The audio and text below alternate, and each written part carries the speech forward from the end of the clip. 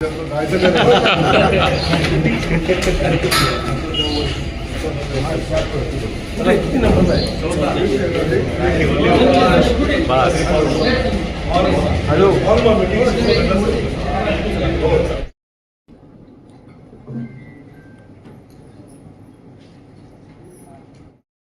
मनपा शिक्षण मंडळात मार्फत चालू असलेल्या शाळा याबाबतची मी या ठिकाणी आढावा घेतला आणि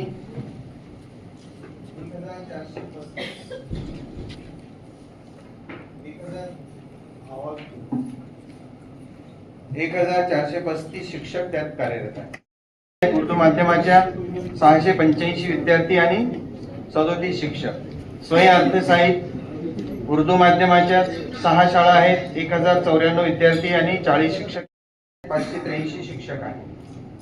विना अनुदानित शाळा 2 आहेत. त्याच्यामध्ये 98 विद्यार्थी आणि 3 शिक्षक संख्या 3 आहे. कायम विना 5 शिक्षक. अपंग युनिट आहेत. त्याच्यामध्ये 3 अपंग शाळा आहेत. विना अनुदानित शाळा आहेत दिव्यांग विद्यार्थ्यांसाठीच्या. त्यात 2 शाळा आहेत. 38 विद्यार्थी आणि 10 शिक्षक कार्यरत आहेत. फक्त इंग्रजी माध्यमाची 1 शाळा असून तिच्यामध्ये त्यापैकी 2 शाळांची मान्यता काढण्यात आलेली आहे. 204 शाळा ह्या आपल्याकडे आज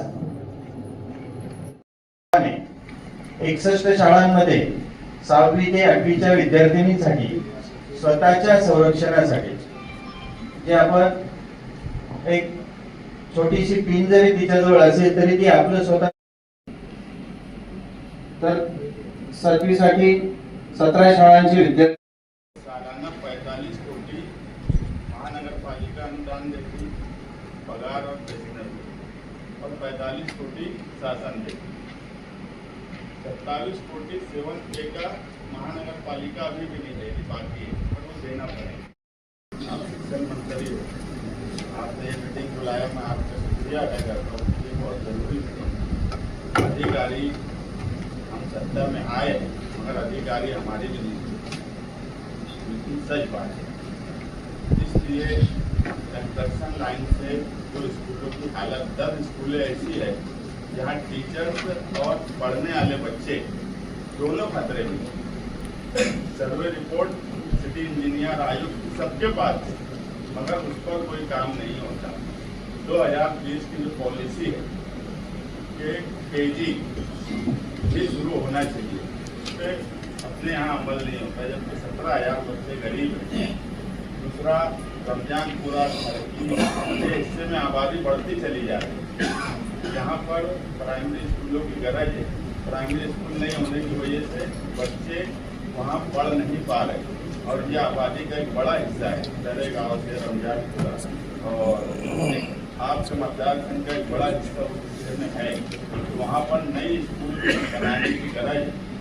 मुझे मेरा ऐसा सुझाव है कि आप अगर कोशिश करेंगे, आप बोलेंगे तो आपकी बात प्रशासन सुनेगा, उस पर अमल करेगा. ह्या भागामध्ये अंगणवाडीची सोय प्रस्ताव गेलेला आहे. 218चा प्रस्ताव गेलेला आहे. त्या प्रस्तावाला जर मान्यता देऊन लवकरात दिली, कारण की जे लसीकरण, टीकाकरण या माध्यमातून मोठ्या प्रमाणात होते, तर त्या अंगणवाडीची जर सोय उपलब्ध लवकर करून दिली तर बरं.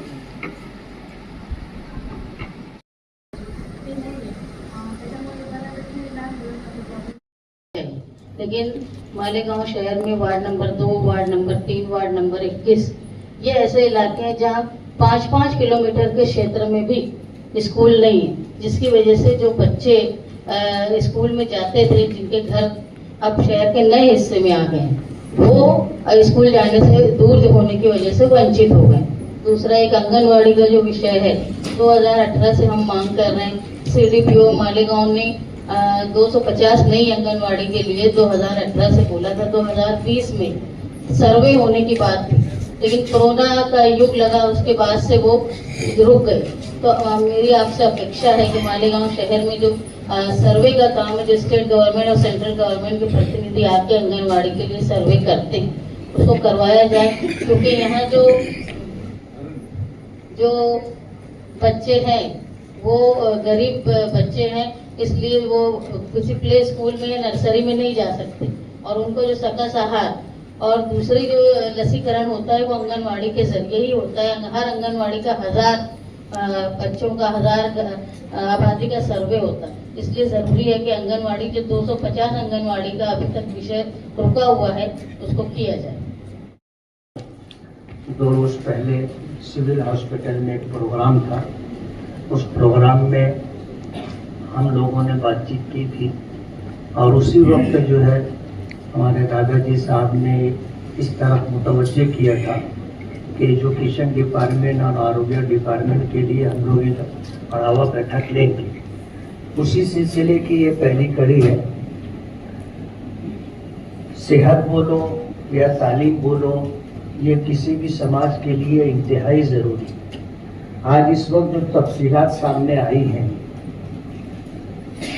जो रिपोर्ट आई है सर में, वो रिपोर्ट अच्छी नहीं। जाहिर बात है, हमारी कारपोरेशन की जो स्कूलें हैं, अगर उसमें वाल कंपाउंड ना हो, पीने के पानी की सुविधा ना हो, और वहाँ जहाँ हमारे बच्चे पढ़ते हैं और पढ़ाने वाले हमारे जो टीचर्स हजरात हैं उसमें लेडीज़ भी हैं।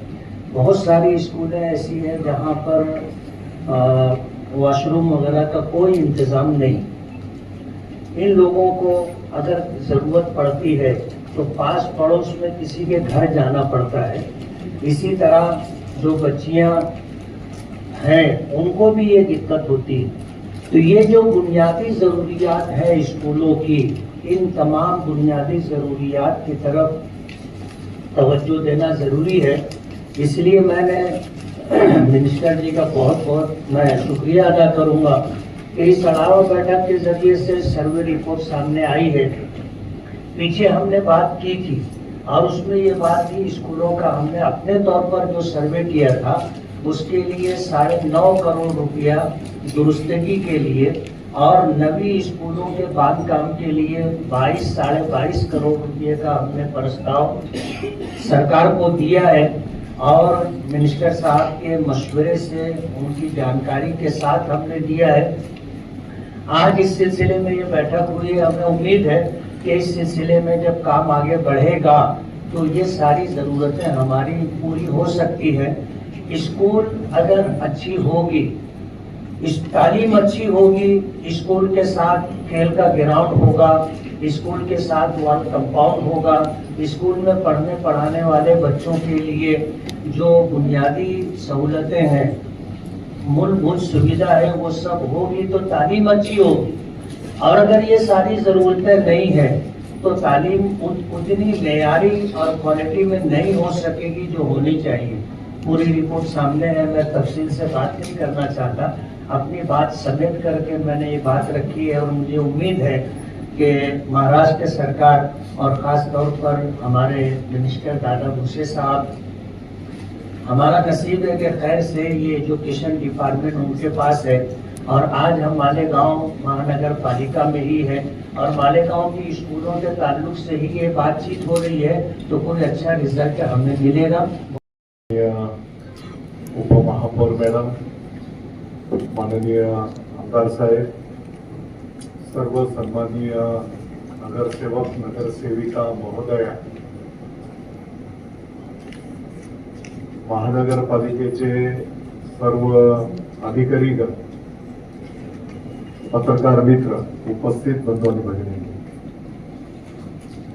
मला वाटतं की आता निवडणुका झालेल्या आहेत. लोकसभेच्या निवडणुकीला 3 वर्ष बाकी आहे. विधानसभेच्या निवडणुकीला 3.5 वर्ष बाकी आहे आणि महानगरपालिकेच्या निवडणुकीला तर 5 वर्ष बाकी आहे. आणि म्हणून हा जो काही कालावधी आहे, या कालावधीमध्ये आपल्या मालेगावचा सर्वांगीण विकास आपण कशा पद्धतीने करू शकतो,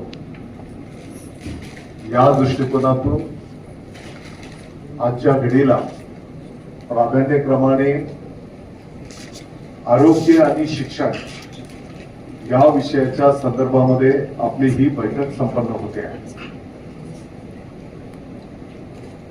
आता मालेगावला महापौर पण महिला आहेत, उपमहापौर पण महिला आहेत. आणि आनंदाची गोष्ट अशी आहे की आज केंद्र शासनामध्ये लोकसभेला पण आणि विधानसभेला पण महिला आरक्षणाचं प्रस्ताव आहे. आमदार साहेब, म्हणजे तुम्हा सगळ्या महिला प्रतिनिधींना या निमित्ताने मी शुभेच्छा देतो. मला वाटतं की सर्व अधिकारी महोदयांना मी आव्हान सूचना करणार आहे. पुढच्या 6 महिन्यांनी जेव्हा आपण आढावा बैठक संपन्न करू, तर आजच्या बैठकीमध्ये चर्चा झालेले किमान 50% प्रश्न त्या बैठकीमध्ये सुटलेले कुठल्याही परिस्थितीमध्ये दिसायला पाहिजे. आज या ठिकाणी आहेत आणि एकूण किती शिक्षक आहेत जर टोटल मालेगाव महानगरपालिकेचे 79 उर्दू माध्यमाच्या शाळा आहेत, 2 शाळा मराठी माध्यमाच्या आहेत. उर्दू शाळेमध्ये 16,859 विद्यार्थी आहेत आणि 518 शिक्षक बंधू-भगिनी आहेत. मराठी माध्यमाच्या 2 शाळा आहेत, 292 विद्यार्थी आहेत आणि 11 शिक्षक आहेत. आमदार साहब, मैं पीछे एक दिन कैंप के मराठी स्कूल को विजिट किया था. मला वाटतं की त्या शाळेमध्ये जेव्हा भेट दिली तर पटावर संख्या जरी आता इथे 292 दोन्ही शाळेमधून दिसत असेल, पण ज्या दिवशी त्या शाळेला भेट दिली 20-25 पण विद्यार्थी उपस्थित नव्हते. आणि मला वाटतं की 3 शिक्षक बंधू भगिनी त्या दिवशी शाळेमध्ये उपस्थित होते. ही अतिशय गंभीर बाब आहे. आपल्या सर्वांच्यासाठी तो चिंतेचा विषय आहे. आणि म्हणून सर्व शिक्षक बांधवांना पण मी विनंती आवाहन करेन की अगदी 2-5 विद्यार्थी काही कारणास्तव शाळेमध्ये आले नाही, आपण समजू शकतो, काय हरकत नाही. परंतु एवढ्या मोठ्या प्रमाणात जर विद्यार्थी शाळेत येत नसतील तर ही गोष्ट काही शोभादायक नाही. आज चर्चा करत असताना कोणावर टीका टिप्पणी किंवा याला वेगळं वळण देण्याचा बिलकुल हेतू नाही. परंतु या गोष्टीमध्ये कुठल्याही परिस्थितीत सुधारणा झाली पाहिजे ही अपेक्षा मात्र निश्चितपणे असणार आहे. उर्दू शाळेच्या 79 शाळा आहेत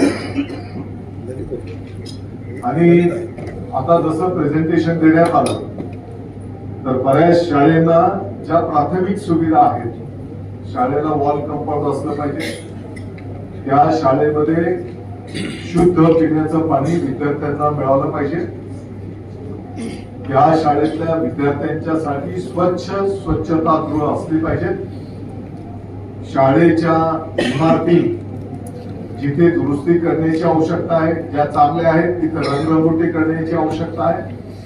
किंबहुना काही शाळा अशा आहेत की मला वाटतं की अभि एक हादसा होता, काही तिथे विद्यार्थी पण जखमी झाले होते.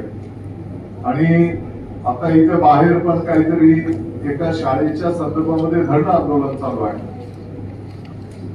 तर ज्या शाळा ज्यांची वाईट अवस्था आहे, विभागाने पण त्याचं माहिती दिलेली आहे, तर त्या शाळेमध्ये निश्चितपणे नवीन इमारती पण आपल्याला कराव्या लागणार आहे. मी आपल्याला आश्वस्त करू इच्छितो, महानगरपालिका असेल, आमदार साहेब असतील, नगरसेवक महोदयांना पण मी विनंती करणार आहे, सर्व सभागृहाला मी विनंती करणार आहे. मी काही उपदेश लेक्चर द्यायला आलेलो नाही, परंतु ज्या पद्धतीने आपल्या शहराचा जर विकास आपल्याला साध्य करायचा असेल तर प्राधान्यक्रम आपल्याला आरोग्य आणि शिक्षणाला द्यावं लागणार आहे. रस्ते, गटार, इतर विकास कामं ही महत्वाची आहेतच, याबद्दल कोणाचं दुमत असणार नाही. परंतु ते एक दिवस 2 दिवस पुढे पाठीमागे झाले तरी काय हरकत नाही, परंतु आरोग्याचं आणि शिक्षणाचं काम आपल्याला प्राधान्यक्रमाने करावं लागणार आहे.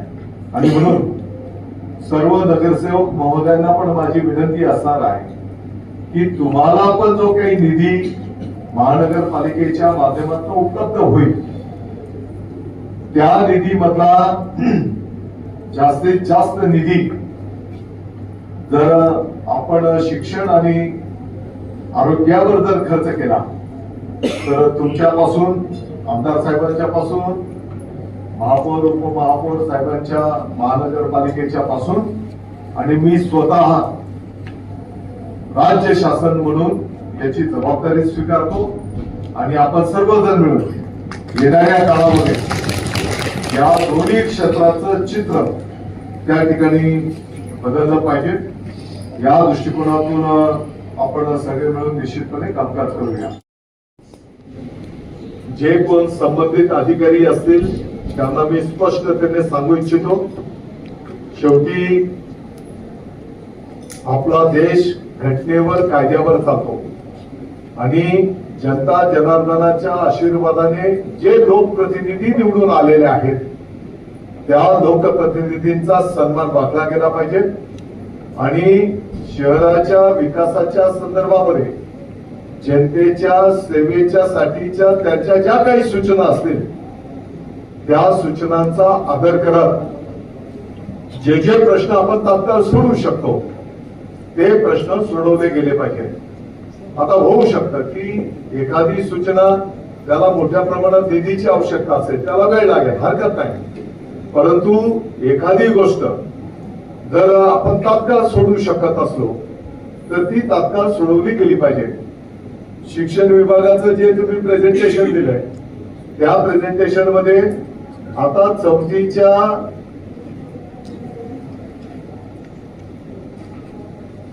स्कॉलरशिपच्या परीक्षेला 171 विद्यार्थी बसले. मला तुम्ही जर विचाराल तर 2 शाळेंमधले 171 विद्यार्थी बसायला पाहिजे. पूर्ण मालेगाव पातळीवर जर फक्त 171 विद्यार्थी स्कॉलरशिपच्या परीक्षेला बसत असतील तर मला वाटतं की हा अतिशय चिंतेचा विषय आहे. त्यानंतर 7वीच्या परीक्षेला 80 विद्यार्थी त्यांनी फॉर्म भरलेले आहेत. तर ही काही शोभादायक गोष्ट नाही आपल्यासाठी आणि म्हणून सुरुवात इथूनच आपल्याला करावी लागणार आहे. कोणी राग मानून घेऊ नका, परंतु आता इथे दुसरी सूचना आहे की प्रायमरी स्कूलची संख्या वाढली पाहिजे. महानगरपालिकेला मी सूचना, विनंती, आवाहन करेन की महानगरपालिकेच्या संपूर्ण हद्दीमध्ये तुम्हाला जेवढ्या शाळेची आवश्यकता असेल विभागाने, लोकप्रतिनिधींनी मिळून याचा प्रस्ताव तयार करा. त्या प्रस्तावासाठी सरकारकडनं तुम्हाला तात्काळ मान्यता दिली जाईल. विहित पद्धतीने त्याचा प्रस्ताव महानगरपालिका अधिकारीकडे साधारणपणे किती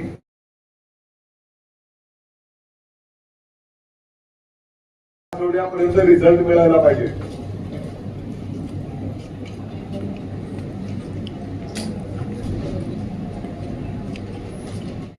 आणि त्या दृष्टिकोनातून आपलं जे काही धोरण आहे येणाऱ्या काळामध्ये प्रेझेंटेशन देत असताना माहिती मला अशी पाहिजे की इथल्या शाळेमध्ये शुद्ध पिण्याचं आहे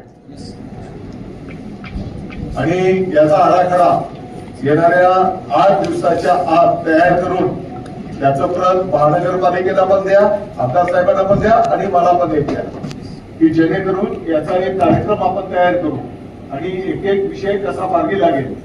मग काही ठिकाणी आपल्याला CSR फंड उपलब्ध होतील का, वेगवेगळ्या पद्धतीने निधी कसा उपलब्ध होईल आणि हे प्रश्न कसे सुटतील, त्या दृष्टिकोनातून आपल्याला नियोजन करावं लागेल. आणि त्यासाठी या जेवढ्या आपल्या शाळा आहेत 79 आणि +2 या सर्व शाळेचं प्रत्येक शाळेमध्ये कशाची आवश्यकता आहे याचा आराखडा तयार करून 2 दिवसात पुढच्या आठवड्यात त्याची प्रत तुम्ही सादर करा.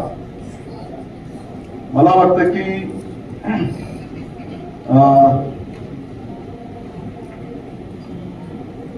पोषण आहाराच्या संदर्भामध्ये सर्व नगरसेवकांना माझं विनंती आव्हान असणार आहे की आपण या विषयाकडे पण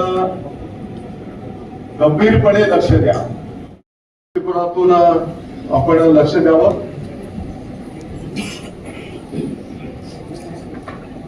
शहरामध्ये या पद्धतीने त्याच्यामध्ये लागणारे शेंगदाणे असतील, वटाणे असतील, हा अतिशय कच्चा असतो आणि ते मुलं साईडला म्हणजे खाना हे बाजूला खाना हे बिलकुल बाजूला ठेवून विद्यार्थी उपस्थित किती असतात हे तुम्हाला पण माहिती आहे, मला पण माहिती आहे. परंतु जे विद्यार्थी उपस्थित आहेत त्यांना क्वालिटी आहार दिला गेला पाहिजे. आणि अशा तक्रारी जर आल्या, नगरसेवक महोदयांना पण माझी विनंती आहे, आपल्या आपल्या कार्यक्षेत्रामध्ये जिथे जिथे हा आहार दिला जातो त्यावेळेस आपण स्वतः भेट द्या, त्याचं क्वालिटी चेक करा. साहब इनको शेड्यूल लगाने लगाओ ना, पहले हफ्ते भर का एक शेड्यूल थोड़ी पेपर में देने लगा, इसकी जागृति होगी ना, लोगों में मालूम कैसे पड़ेगा. वो खिचड़ी ला के डाल देते बच्चों के ऊपर, बस अब दूसरा क्या है. डिक्लेअर करो उसका दिवस वाईज आहाराचं जे काही गोष्टी असतील मेनू कार्ड तो तुम्ही वर्तमानपत्रात प्रसिद्ध करा. कधी देता. और स्कूल के अंदर भी इनको बोला लगाओ, हर स्कूल के ऊपर है ना, वहाँ पर लगाने का बोलो टीचर लोगों को, ये बच्चे लोगों को खाना है ना, खिचड़ी और दाल चावल के सिवा तो कुछ मिलता ही नहीं स्कूलों के अंदर. पूछो ना इनसे. प्रत्येक शाळेमध्ये त्याचा बोर्ड पण लावा.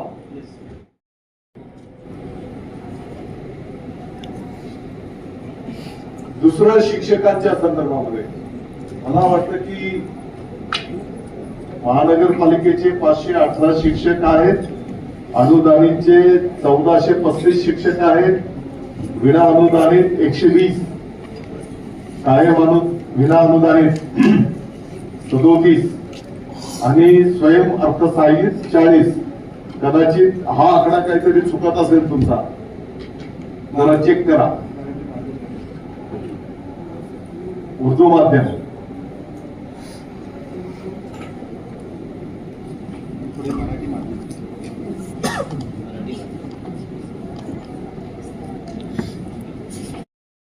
माझ्या कानावर असं पण येतं की काही ठिकाणी शिक्षक त्याच्या जागेवर दुसऱ्याला ड्युटीला पाठवतो.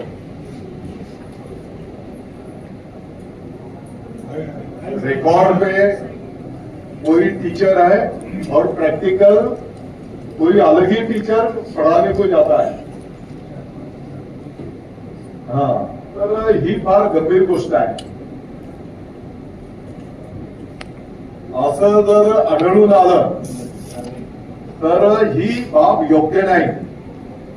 तुम्ही सर्वांना या संदर्भातली समज द्या आणि समज दिल्यानंतरही जर कोण असं करत असेल तर त्याच्यावर कठोर कारवाई केली जाईल.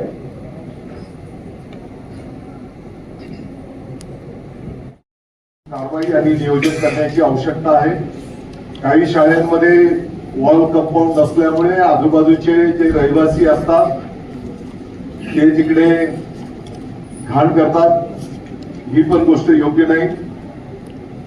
आमदार साहेब, माझी तर तुम्हाला विनंती असेल की आम्ही आता पूर्ण राज्याकरता ग्रामीण भागामध्ये निर्णय केला की शाळेचं जे आवार आहे ते आवार ज्या दिवशी शाळेला सुट्टी असेल तर काही गावातल्या सुखदुःखाच्या कार्यक्रमाला वापर केला तर काय हरकत नाही, परवानगी घेऊन.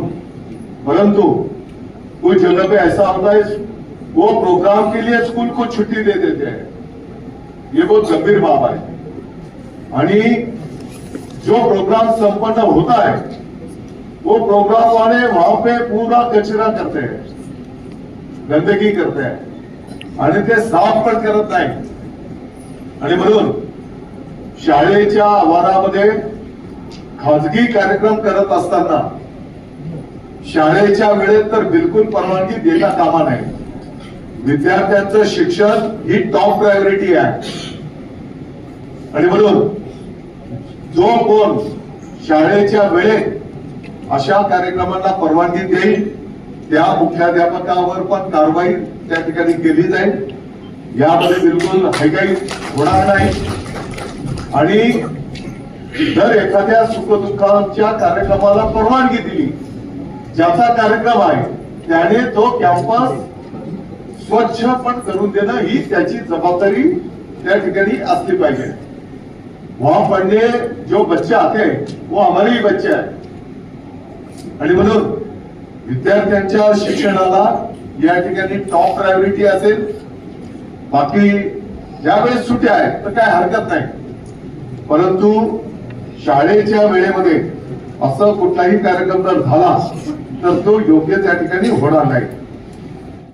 असणार आहे की आपल्या शहरामध्ये ज्या काही ओपन स्पेस असतील त्या ओपन स्पेसला कंपाऊंड करून जर सुरक्षित केलं आणि त्यातल्या त्यात लहान बाळांच्यासाठी विद्यार्थ्यांच्यासाठी जर आपण खेळण्या आणि काही गार्डन जर आपण केले तर निश्चितपणे एक चांगली सुविधा त्या ठिकाणी आपल्या विद्यार्थ्यांच्यासाठी उपलब्ध होऊ शकेल। ज्या शाळेमध्ये मोठे जागा असतील तर तुम्ही असा कार्यक्रम पण एक तयार करा की त्या ठिकाणी विद्यार्थ्यांच्या खेळण्याचं साहित्य पण आपण लावू शकू। मला वाटतं की जिथे मोठा आवार असेल तर क्रीडांगण तयार करना, क्योंकि अभी हम सब लोग मोबाइल में ज्यादा इन्वॉल्व हो गए। वो छोटे बच्चे जो है, अभी शिक्षण मंत्री की जो नाती है 2-3 साल की, तो उसको मोबाइल में कार्टून दिखाए सिवा वो खाना नहीं खाते। यहाँ से शुरुआत है। कमी अधिक प्रत्येकाच्या घरामध्ये हीच अवस्था असेल आणि म्हणून या मोबाईल मधनं पण बाळांना आपल्याला बाहेर काढावं लागेल। थोडं खेळ, कला या गोष्टींना पण आपल्याला प्राधान्य द्यावं लागेल। ज्या विद्यार्थ्यांना खेळण्यामध्ये आवड आहे अशा विद्यार्थ्यांना त्या ठिकाणी खेळायला त्यांना प्राधान्य द्यावं लागेल। ज्या विद्यार्थ्यांना कलेमध्ये आवड आहे त्या विद्यार्थ्यांना कलेचंही प्राधान्य आपल्याला द्यावं लागणार। समर्पित पद्धतीने काम करतात। मला वाटतं की त्यांना जर आपण शाबासकी दिली तर तो आणखी चांगलं काम त्या ठिकाणी करू शकणार आहे। आपल्या मालेगावच्या काही शाळा तर अनुदानित शाळा, काही खासगी शाळा एवढ्या चांगल्या काम करतायत की त्या शाळेमधनं मग डॉक्टर, वकील, इंजिनियर यामध्ये मोठ्या संख्येने त्या शाळेच्या विद्यार्थ्यांची निवड होते आहे। मला वाटतं की अशा शाळेंचं आपण टाळ्या वाजवून अभिनंदन पण केलं पाहिजे। त्या शाळेच्या शिक्षकांचं पण आपण अभिनंदन केलं पाहिजे की अतिशय समर्पित पद्धतीने काम करणारे शिक्षक, शिक्षिका पण ताई आपल्या मालेगावमध्ये त्या ठिकाणी आहेत। सगळ्यांचं पण आपण तिथं अभिनंदन करू। महापालिकेला माझी विनंती असणार आहे की तुम्ही जर एक 4-5 एकरची जागा जर आपण उपलब्ध करून दिली तर त्या जागेमध्ये एक सायन्स पार्क पाहिजे तर त्याला आपल्या भारताचे आदरणीय डॉक्टर अब्दुल कलाम साहेबांच्या नावाने एक आपण सायन्स पार्क आपण त्या ठिकाणी जेणेकरून विद्यार्थ्यांना एक सायन्सवर आधारित त्या ठिकाणी छोटे छोटे प्रयोग असतात आणि हसत खेळत विद्यार्थी त्या ठिकाणी ते शिकत असतात। तुम्ही जागा उपलब्ध करून द्या। तसं महानगरपालिकेला पण काही जागा आम्ही पण मिळवून द्यायला घेतलेल्या आहेत। महानगरपालिकेने पण थोडासा पुढाकार घेतला तर शासकीय प्रकल्पांच्या साठी, कारण काही ठिकाणी शासकीय प्रकल्प मंजूर होतात, परंतु जागा जर उपलब्ध नसली तर तो प्रकल्प आपण करू शकत नाही. आणि म्हणून आपण त्या जागा जर आपण उपलब्ध करून दिली तर त्या ठिकाणी एक सायन्स पार्क पण आपण त्या ठिकाणी उभं करता येईल. आणि म्हणून मी आपल्याला विनंती आवाहन करतो की या विषयामध्ये आपण जाणीवपूर्वक लक्ष घाला. जागा उपलब्ध जर करून दिली तर 4 महिन्याच्या आत पुढच्या शैक्षणिक वर्षाच्या पूर्वी एक सायन्स पार्क आपण त्या ठिकाणी उभं केलेलं आपल्याला दिसून येईल.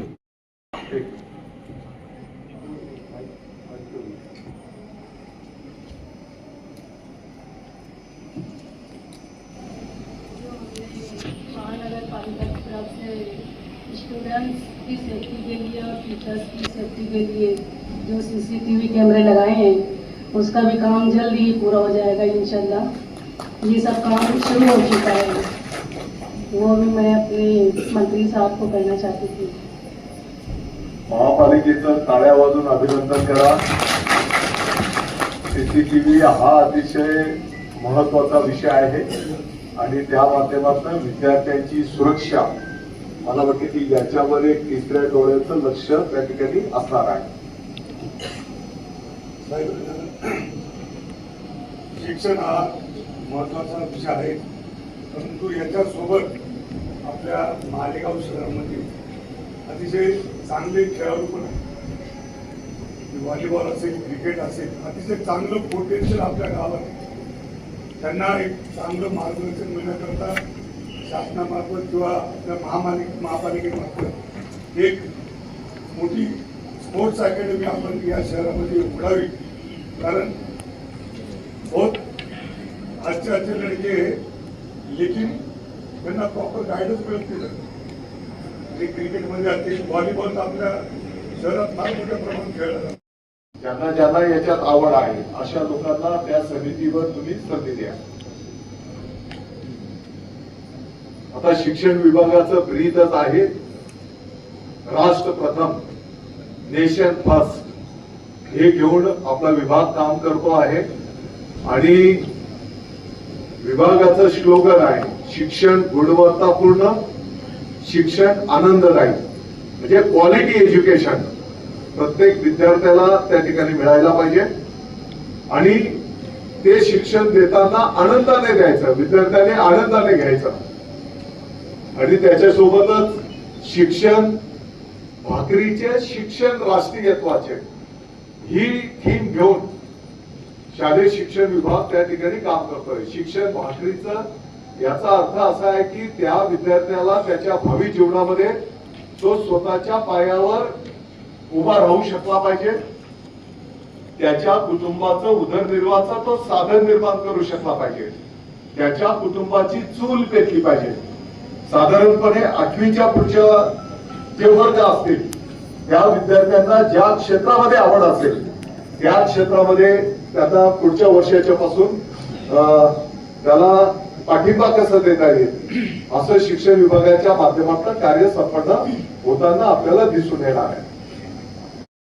गरजा महाराष्ट्र माझा जी आपण सुरुवात केली, या सर्व गोष्टींची अंमलबजावणी सगळ्या आपल्या शाळेमध्ये झाली पाहिजे.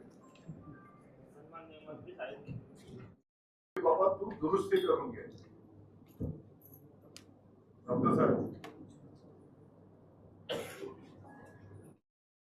महापौर साहिबा, उपमहापौर साहिबा, स्थायी समिति के चेयरमैन साहब, अभी शिक्षण मंत्री साहब ने कहा कि बहुत ही अच्छा कैंपस बना देंगे, दीवार बना. मैं आपका आभारी हूँ. मला वाटतं की महापालिकेसाठी ही चांगली सूचना आहे आणि आपण सर्व मिळून हमारा प्राइमरी स्कूलों में प्रॉब्लम है इलेक्ट्रिसिटी का.